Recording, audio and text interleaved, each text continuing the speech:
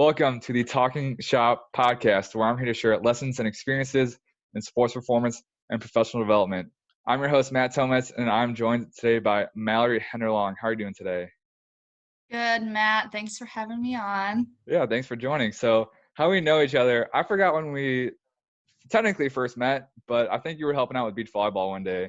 Malorie is a strength and conditioning graduate assistant at TCU, and yeah, I think it was beach, or I was in the weight room for some reason, and then we kind of crossed paths. And whenever I was in the facilities and we were conditioned, you'd come help. We would chat a little bit. So I've enjoyed our chats, your Instagram, your TikTok, and everything in between. So for those that are not familiar, would you share a little bit about your background? Yeah, so like Matt said, I am currently a GA at TCU in the Strength and Conditioning department. I just started in January, but a little background of just my upbringing in athletics and kind of how I got to where I'm at. I always grew up in sports, loved sports, played soccer growing up. I ended up having a pretty successful time in high school, led me to play college soccer at Eastern Illinois, which was a mid-sized Division I school, and I learned really quickly that just because a school is Division I doesn't mean their athletic programs are top tier. So I ended up transferring to a small Christian university in Michigan called Spring Arbor, a school I had never heard of before, and many people haven't.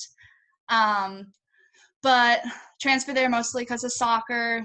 Really was just trying to find a competitive caliber team and people who were reaching for success on the field, but also in life. And I found that at Spring Arbor. My first season, I know, sad, maybe I remember all these stats. I think we went 24-1-1, and we won a national championship. So not to brag or anything, but I think I share that just for any like young listeners who maybe were like in my position. I don't know if we have high school listeners on here in sports, but I was just looking to be on a competitive team, and people, like I said earlier, looking to chase success, like in life and on the field, and just to be in that environment in a big Division I school isn't always the answer. And sadly, I learned that the hard way, and maybe someone can learn from me in that situation. But at Spring Arbor, we were not blessed with a beautiful weight room. I think we had 2 squat racks, some rusty old dumbbells, and most definitely not a strength conditioning coach. So I kind of went from a mid-sized Division I program where I had a strength coach, someone kind of guiding me through how to take care of my body, like off the field, and how to prepare for a game coming up or recover from a game. But I did go to a sports performance gym back home, so I kind of knew some things from years there. So basically coached my way through my experience at my small school. And looking back, I most definitely had no idea what I was doing with my minimal knowledge. I would bring my teammates along with me to the weight room. I was teaching them how to power clean. I had no idea how to teach someone how to power clean. So I'm sure the people watching thought it was really comical. And what is this girl doing, having these athletes throw these weights around, like not in a good manner at all. I didn't play soccer my senior year due to a bunch of concussions and mental health issues, just something I'll touch on later because I think that's really important, because we see nowadays that I think it's 1 in 4 college athletes experience anxiety and depression. And just as a former athlete, I had no idea about that, and I tried to really consider that and think about that as I'm interacting with my athletes now. So I started to explore the world of strength conditioning really more, and was becoming super obsessive about working out and still helping my former teammates work out and maximize their genetic potential in the field. So led me to apply for like 15 to 20 internships for the summer of 2019. I think TCU was last on my list, literally dead last. I was like, gonna stay in the Midwest from Indiana, stay around my family and my boyfriend for the summer. And God led me to TCU and led me to Fort Worth in the summer of 2019. And I learned to love strength and conditioning so much. I was hungry to learn. I was the first one to the weight room every single morning. If it meant I was beating the other interns to putting or organizing the football cards with their program on it, I was going to be there at 5 in the morning doing that. I was just so excited about the experience in general. And after that, well, my story's long. But after that, I went back to finish my last year of undergrad at Spring Arbor. I had the opportunity to work with our baseball team there. Our coach there was a big Zach Dakin fan, knew I had worked with Dakin in the weight room in the summer, and he gave me the opportunity to just take on full control of his baseball team and trusted me with that. So that's a super cool experience that I'll talk about. And then I started applying for GA positions, emailed a bunch of schools, saw that TCU had an opening. One of the GAs I got to know in the summer got a job, and instantly I called Coach Summer and asked him for the job or asked him for this position. And, we texted back and forth, and here I am. I get to work with cross country, assist with women's soccer, and help with football, which is a pretty cool experience, especially as a female strength coach. So yeah. That's sweet. Long background, but there we go. Yeah, no, it's all part of the story, and it's all important, and each have their own role as big or small as they might be. And funny story really quick, it is pronounced Dakin. If anyone listening ever gets a chance to meet him, don't say DeChant, which someone might have. But his last name is pronounced Dakin, if you guys know who that is. But I feel like that's why we get along, because we're both Midwesterners. And that's one thing that I didn't realize, like going to school at TCU, that like there is a difference between like Midwesterners and Southern people that like I can't explain, but it just is, Mm-hmm. But I didn't know that you played at Eastern Illinois, so that's super cool. Yeah. And I didn't know that you were a national champion. Just trying to casually throw that in there. Yeah. Just casual. I totally echo that, and I guess I'll give myself a little plug. I went to the D2 World Series my freshman year, and was your school's D2? NAIA. NAIA. So like I played against a lot of guys that got drafted like at the World Series, but also just in my conference and everything. And like there is really good competition, not in D1, and that's one thing that people have to understand. Like if you're good enough, you'll play at the next level, I believe. And would you rather, it's one thing to go to like an actually bad small school, but you can go to a competitive NAIA school, be competitive, and have the opportunity to get some hardware? Or would you rather go to a big time D1 school, say you went there, and then like play half of your junior year and like most of your senior year? I was fortunate enough, I walked on, but I played after my redshirt was lifted like halfway through my freshman year.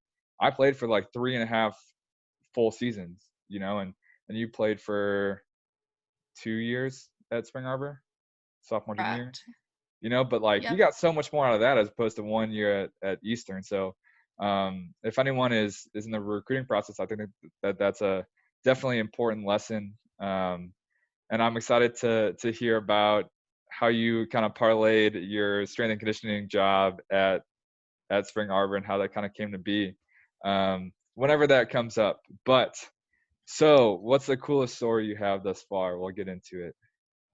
I think my coolest story when I was like sitting knowing this question was maybe gonna come, that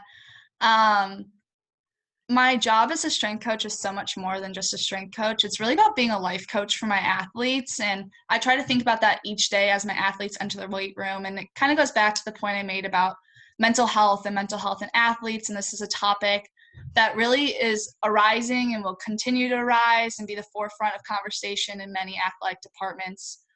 I had an athlete who, it was about, I think I started having this problem week 1 or 2 of coaching at TCU. An athlete that just would not show up to weights, would text me 20 minutes before weights and be like, I'm not going to be there today. Would say, oh, I'm coming in tomorrow at this time. Wouldn't show up tomorrow. And I was infuriated. I was absolutely astonished that how is weights optional? Like, when did practice become optional, especially at the level that we're competing and the caliber of teams we're trying to produce and like our culture? I kept thinking, like, what is the culture of this team? Like, what have I gotten myself into? Like, I'm going to have my hands full with this one. And so this kind of became a normal thing for the first 2 weeks. And I was asking the team, like, oh, is so-and-so going to be at weights today? And they're like, oh, that's normal. And I just sit back and think, okay, like, obviously this was a behavior that over time someone allowed before me, but I was going to stop in its tracks. So one day when the athlete came in to make up the lift that they decided they weren't going to come to the day before, I decided to have a different mentality about it. Like, how was I going to approach them? Like, maybe they're going through something different in life, like a hard time. And the athletes started expressing how they're just not sleeping at night. And we got on the topic of mental health. And I just remember they whispered to me like, oh, like, well, I take antidepressants. And I'm like, okay, like, I've been there. I was that athlete. I struggled with anxiety and depression. Like, you are not alone in this struggle. And that's what I took away from that conversation, is that my job is more than a strength coach, and that athlete and I got to have this real life deep conversation that day about like the struggles that we both have faced in life. But also I had to address that weights isn't optional, and that when these things are happening in life, like, just make me aware and we can work through them together.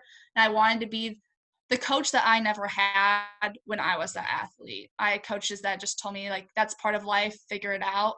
And I recognized I didn't want to be that coach. And if I was that coach, this athlete would continue to go on the same path of not wanting to show up or choosing not to show up. And since that day, I had that conversation with that athlete. The next day they were there at weights, hungry, ready to learn, never missed weights again. And probably became one of my best athletes and most hardworking athletes. And I think that was just a really cool transformation to see that real life experience produce like a great bond between the athlete and I. It became more than just, oh, I'm your coach that teaches you how to move your body well. It became, oh, I'm your coach that you can come to for real life advice and real life problems, and we'll face those head on together. It is so much more than coaching, and there's a few things I wanna like pull out of there. First, it's all about how you go about stuff. Imagine if the strength coach just went in, oh, who do you think you are? You're better than everyone else on the team. Like, you get to go do what you want, da da da. Like, that athlete is immediately gonna shut off, you know. But if you go into it open, you explain why it's important, you ask where they're coming from and stuff like that. You're fortunate enough to where they opened up, and that was a point where you could connect with them. And I don't know if like vulnerability is a buzzword, but you were able to open up and share some of your own experiences. Not that necessarily has to be the exact same experience. In this case, it was. But if you share similar struggles and how you overcame them, it's one thing to like put yourself as a coach on this one pedestal, but to show that you're more similar than you are dissimilar, that's going to go a super long way with your athletes. That I've found, even coaching in the private field with the younger athletes, like, if you can find any point to kind of connect, that's going to go a super long way with them. And then the last thing is that that's one of the big things that I enjoy about college athletics, is because it's super competitive and they're still young enough to where they're growing as individuals, but you're not like babysitting high schoolers, and they're not like total prima donnas like pro athletes. So that's sometimes, so depending on the sport. But that's definitely one thing to consider in strength and conditioning. Like, everything has pros and cons. They're all different and unique to that population, but that's one of the awesome opportunities for college athletics if anyone's trying to figure out kind of what field they want to go. Yeah, so that's a super cool story for your coolest story. What's the story most fundamental? I think the story or experience most fundamental was working with the baseball team at Spring There you Arbor. go. It was one of the most challenging and rewarding experiences all in one. So think I was in my last semester of undergrad. These guys on the baseball team were some of my best friends, like the people I hang out with during the week, I have classes with, on the weekends I hung out with, like I went out to eat with. Like, I knew more about them personally than their athletic success. How But did Coach it all Markin, start with the so group?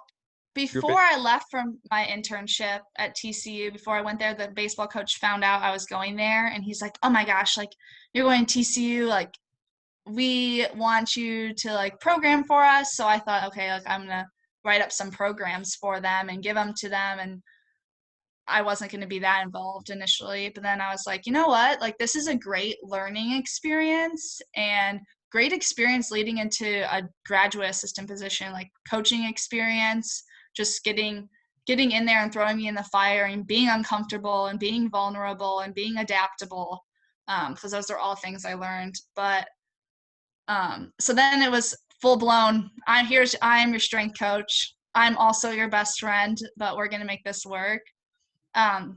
So Coach Mark at SIU gave me the ability to just full blown take over the strength program. He trusted in me. Whatever I said was what we were doing. So that was pretty cool. I was really worried about how the semester would go. I thought, okay, these guys are probably going to walk all over me because they were my friends before I was their coach. Like, they called me Coach Mal sometimes, only in the weight room though. I had to lay down the law very early. Like, here are my rules. You're not going to break them. And if you do break them, there will be consequences. And I don't really have any physical consequences with my athletes now, but with these guys, I was like, all right, I have to be firm in what I say or they're just gonna walk all over me. So I had this rule of every minute someone is late, you have 10 up downs. And I'll get to that story later, but just remember the 10 up downs. So that was one of my rules. We had like no phones in the weight room. We had no sitting down in the weight room. So after spending the summer learning from Dakin, I basically mimicked his 4-week foundational program that he puts his baseball freshmen through or transfers through in the summer and threw it at the guys. So remember, we weren't blessed with a great weight room, 2 squat racks, some dingy dumbbells, some treadmills. That was about it. So these guys learned really quick that we were going to have to get creative and I had to become adaptable. And I think they were very unsure at first because all I had them doing was front squatting the bar, no other weight. We were learning how to hip hinge. The only pushing we did was a push up. For a pull, all we did was inverted rows and we did Y's, T's, and external rotation. We hounded those things home for 4 weeks, just like Dakin does in his foundation program. And the ISO series, so a front plank, a side plank, ISO lunge, and the ISO glute bridge became my best friend because with only 2 squat racks, having 40 guys in a weight room, the amount of people that would be standing around was just crazy. So we had hounded that home. The A-skip series, like the A-march, A-skip, became their best friend. They ate, sleep, and breathe that because their arm drive was astonishing. We didn't know how to sprint at all. Getting an athletic position was hard. So I think that experience, just having to adapt and having such a small weight room with minimal equipment has made me a much better coach. Like, I think that experience was a blessing for me. Like, I love being at TCU and having all the equipment in the world, but my experience at Spring Arbor definitely is going to be one of my favorite experiences for the rest of my life and will be truly what has shaped me into being a great coach and prepared me for my experience at TCU, because sometimes the weight room does get busy and equipment is limited and you're limited on squat racks when every team is in there lifting. So it's really helped me adapt on the fly and think of different solutions of what we could be doing. And that was all, but yeah. And about the adaptability things we were talking about earlier about like what makes a good coach, I'll never forget, it was my internship at TC Boost back home, and we were like starting to practice programming, and my mentor gave me like 3 paragraphs of like potential clients, and like basically the one that was the most like healthy and everything was like a high school hockey player, but there was one that's like NFL prospect. He's got bum wrists, so he can't really power clean. His back kind of bothers him and his knee kind of bothers him as well. And I'm like, Steve, like, why would I pick that one? He's like, dude, that's what like most of our clients are like.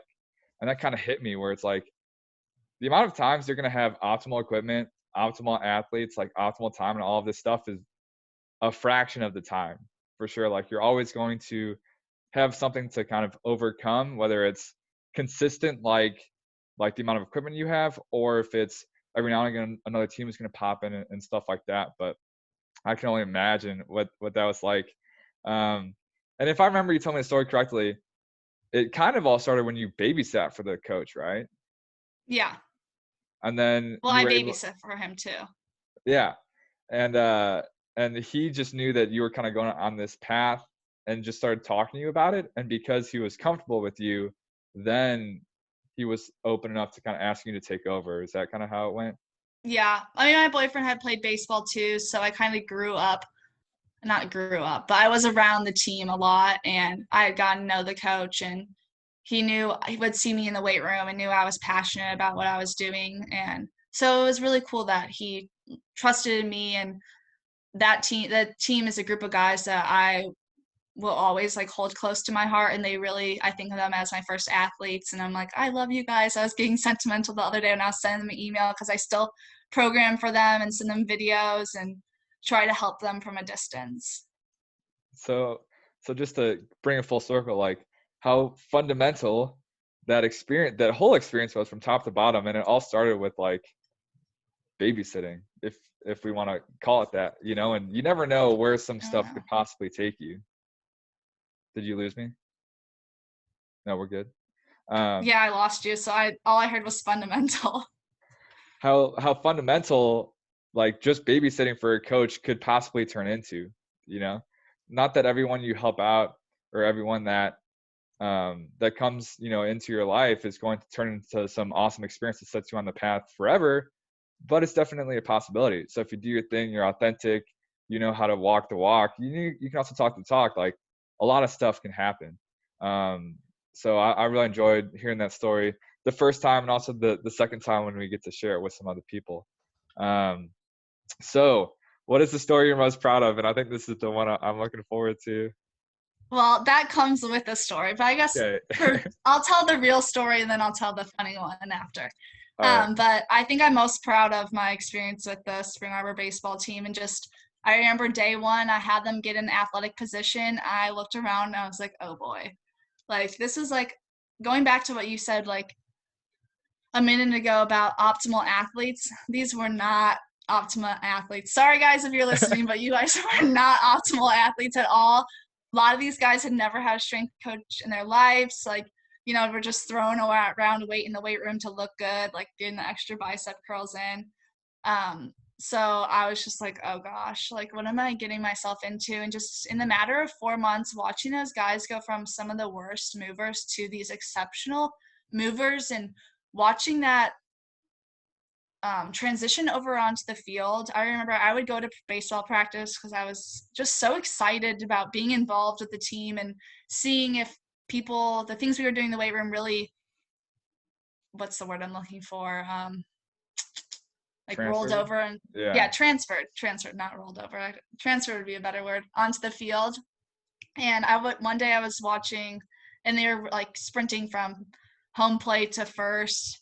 And I just was taking videos of people sprinting, and I would slow down, watch their arm drive. Like, okay, it's the A skip series that we do every morning, and I hound into their brains before practice and before lift working. And I would just sit there and I was like, okay, it's working. Like I had taken videos of them earlier in the year when maybe we had just started it, and later in the year. And I was like, this is exciting. And the guys were seeing it working, and they get excited and they still text me and get excited about things. So that's what I'm most proud of. But into my funny story, going back to the up downs that um, I put in place. It was, I think, the first or second week into weights, and I had them getting up early. We were starting at like 6 a.m., 6:30 a.m., and I mean, we didn't have a weight room for just athletes, so the general public was going to be in the weight room. Everyone else on campus was going to be in the weight room if we went any other time of the day, and those 2 squat racks were going to be gone, so we were getting in and getting our work done.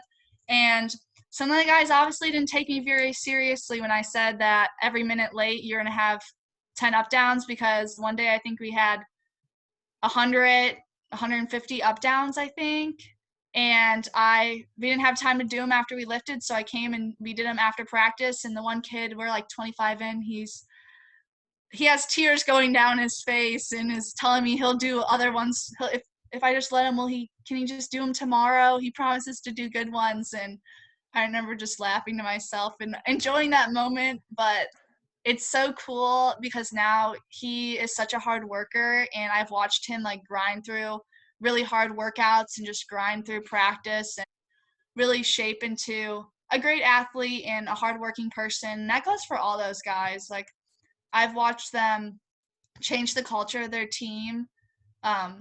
in the weight room and take that onto the field, and just encouraging one another and uplifting one another and people forming into great leaders. And that's really what excites me the most. And with the up down story, kind of to bring it back to just starting with the whole team and everything, about the importance of setting kind of the expectations, where at the end of the day, like, we're here to get you guys better, and there's certain things that I have to do or not do in order to help facilitate that. And then once that's out of the way, then we can have fun, we can do an arm farm day and whatever. But it's one thing to like just spur on up downs, kind of, oh, you're late, I guess we're gonna do up downs. But from day one, that was the policy. And I think my twin brother, he's a middle school teacher, and that's one thing that he talked about when I had him on, was your job is to make your rules, tell it to them, and then like, not, you don't have to repeat it every single day. There's certain things that they're responsible for, but if it's very clear, they know what the expectations are, and they know what to expect, then you can kind of build everything onto that. And I don't know if I would have been able to do that, because that's one thing that I would assume most young coaches are kind of afraid of, is like when it comes time to punish. And I think if I were to ever have a team, I would just make them just, you don't get to lift today. You're not going to show up on time. You won't get to lift. But like getting onto athletes and kind of being hard on them, even just like as a sports scientist when they wouldn't fill out their stuff. But hopefully none of them are listening to this. But it's like, how do you get on them respectfully? You don't want to lose them as athletes, but at the end of the day, like, they have to do their stuff. So that's something I've wrestled with. And that's something that you kind of have experience with. But I think that's super important to like kind of learn how to navigate a situation like that. If you've figured out any like tips or tricks for the people, aka myself, on how to like handle those situations. I think some days because we did up downs more than one day, but they learned very quickly that it wasn't fun. So, and if one person missed, the whole team was doing it, or we end up splitting up in groups. So the whole group that was the person missed for, they were doing it. So people started holding one another accountable. Like, I was like, get your teammates out of bed in the morning and drag them here and make sure they're here on time. But I kind of struggled some days with, I wanted to be lenient and be like, oh, like, okay, we don't have to do the 20 up downs. But I'm like, I set that rule and I am staying firm in that rule. And I'm not really one for physical punishment, but I watch those guys grind for each other and grind out those up downs and just come alongside one another and really push each other to finish them, because a lot of them struggled sometimes. But with, now I need to backtrack what I was saying, what I was thinking. Sure. um, with coming alongside of athletes and encouraging them and holding them accountable, I've just found like being real, being a life coach, being more than just someone who is an authority figure. So yeah. Yeah, and if they understand that that's the expectation, it was set out, it's part of the process, it's not the end of the world, we're gonna get after it tomorrow. Like, previous to how you addressed your athlete in your first story, like, it's all about how you go about it. Like, I'm a big believer, it's not what you say, it's how you say it. Not to make that cliche, but I think if people were more intentional about how they handle stuff like that, it would go a lot better than them, as opposed to kind of just hopping in and just saying kind of the first thing that comes to their mind.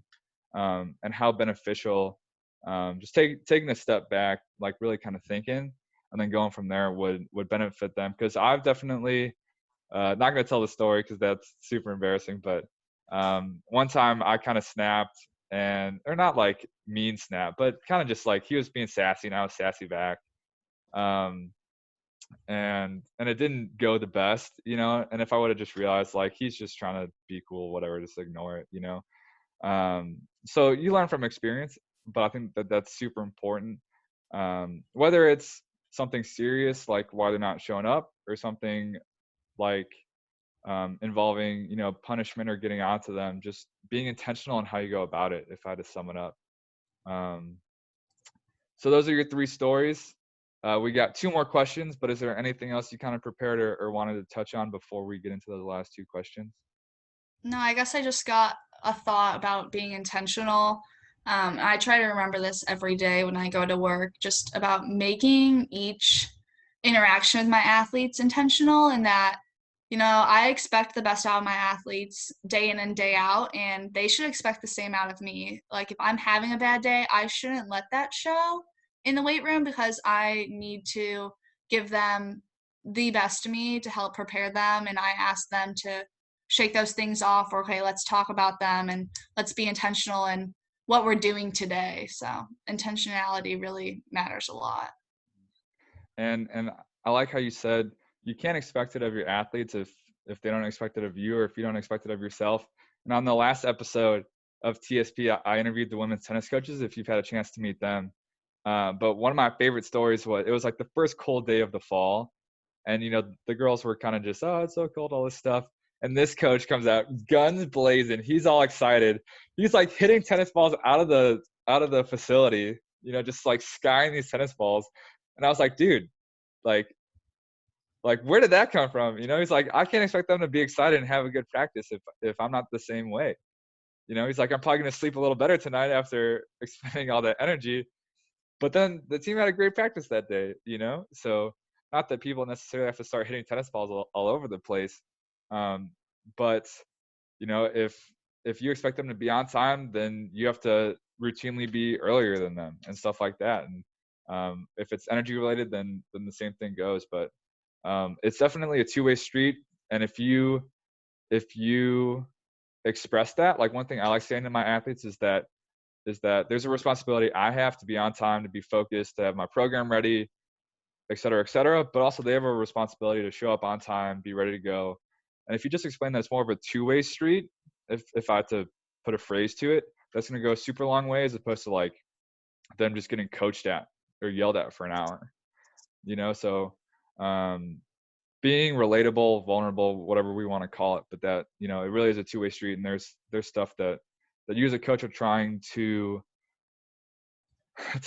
emulate for them, and also you're trying to get out of them. So yeah, I think that was a good little sum up. So what are 1 to 3 things that the listener can do tomorrow to become better? So I do this thing in the morning. I'm a big journal girl. So I write in the journal. I call it Mal's Big Three. My boyfriend calls it Big Mal's Big Three. So maybe that's the one way you'll remember it. But I just write down like 3 things I want to accomplish for the day. And that really just holds me accountable to doing those things and getting those things done. Some days it's calling a friend. Some days it's having a real life conversation with the athlete. Other days it's just getting my homework done or going for a walk, having a great workout. I've just found that really helps me like stay on track and know what I like need to get done for the day. Or maybe something that I have been putting off, that, okay, today's the day I'm doing this. Yeah, 2 episodes ago when I interviewed Brittany, used to be Little, but now it's Worley. I have a lot of really smart friends because you guys all say similar stuff. So she said, just like focusing on one thing at a time, especially with coaching, if you're aware enough to where you know what you can do better, you have to use external cues, but not too many cues. You have to focus on your body language. You have to set up the stations beforehand and all of this stuff. And it can get kind of overwhelming, at least when I was starting out coaching. Like, all the stuff my mentor was telling me, plus I knew I had to get better at, and and it's just like kind of overload when I was coaching, let alone actually coaching in and of itself. But imagine if, like, just for a week you dedicated, all right, I'm just going to be cognizant of my body language, and you focus on that one thing for a whole week, as opposed to trying to focus on 4 things in one day, you know? So so to bring that into your example, like, if you put it in writing, you can track it over time. You can see if you accomplished it. You can hold yourself accountable. Um, you can give feedback on if you did it or if you didn't do it and stuff like that. So I think that's super important, to be intentional about what you want to work on each day. So it'll be big, insert listener's name, big 3, or big 1, or whatever they feel is most appropriate. So I think that was a very good actionable thing, because we're all about action here. We like the theoretical and the philosophical at TSP, but we're here to get better. So is that all for that question? No, I have two more. So Sweet, sweet. I the next didn't want to one, jump the gun. the next one is something I also do every morning and every night. And that's 5 minutes of mobility in the morning and 5 minutes of flexibility before I go to bed. Gross. And I started this when I started my GA position because I was up on my feet all day.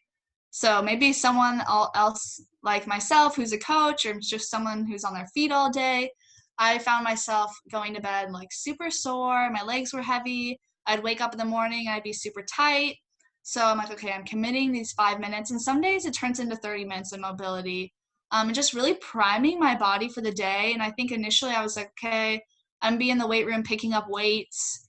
I'm spotting athletes who are squatting or doing different movements. And I have to get down pretty low. If my body isn't primed and ready, like who knows what type of crazy random injury I could get.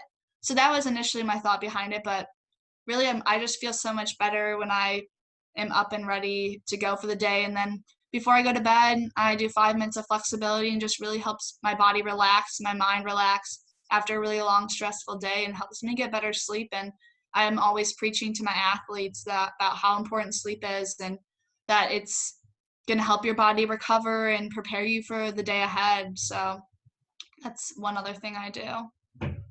Yeah, I should probably hop on that train, but being on your feet all day is definitely a lot more tiring than you would think.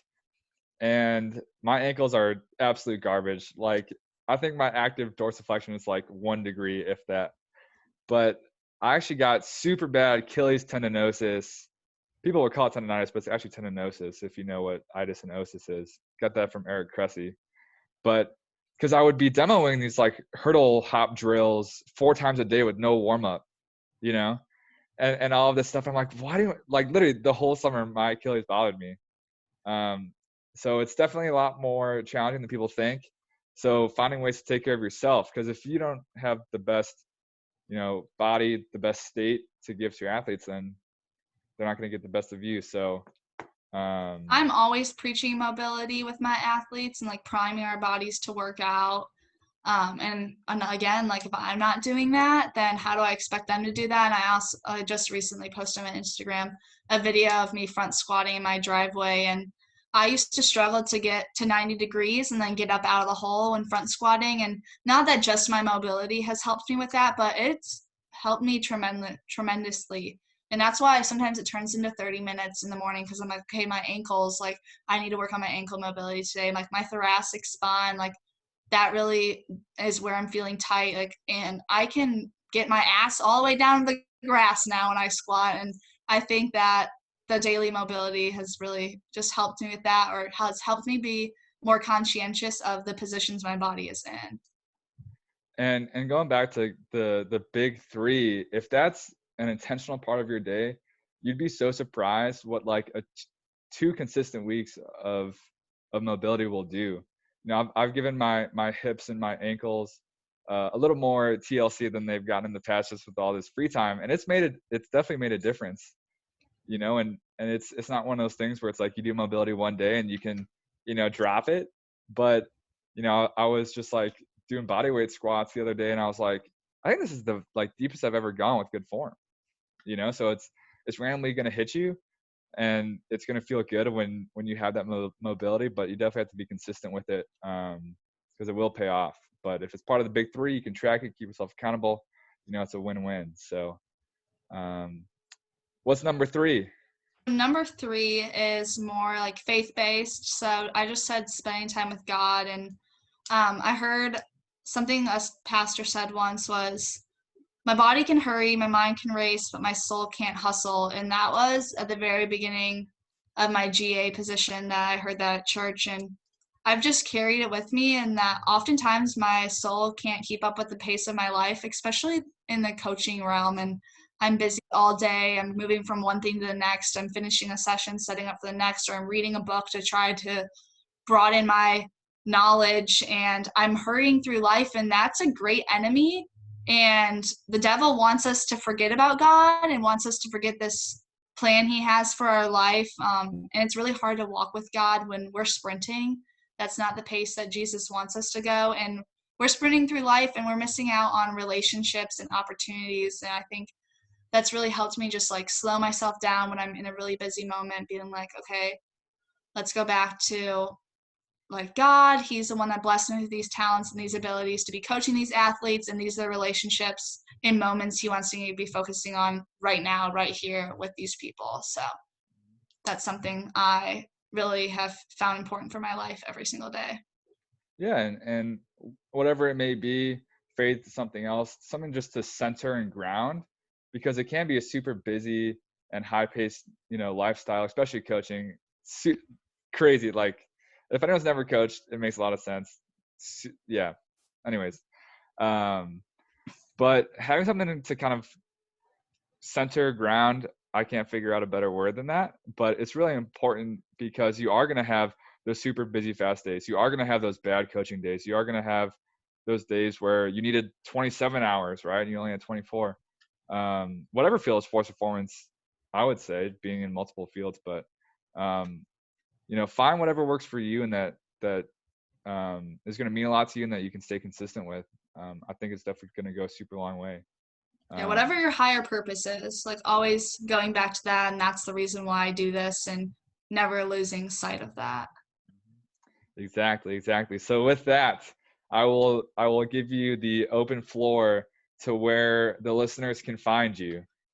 Oh You boy. Okay. plug whatever you want. You can find me I'm on Twitter. I post on there sometimes. Usually it's pretty professionally based, school stuff, sports stuff, strength and conditioning stuff. Just if you search Malorie Henderlong, you'll find me on there. And then also on Instagram, if you search Malorie Henderlong, I think it's Malorie_Henderlong. You'll find me there. And that's just everything of my life thrown together. I have workout stuff, strength and conditioning stuff, my cute dog, my awful TikToks. And that's just me. And I try to keep it real. And so, yeah, that's where you can find me. So those will be in the show notes if people want to get some of your at-home workouts or Yes. just connect and touch base. So be on the lookout for that. And thank you very much for your time. Yeah, thanks for having me, Matt.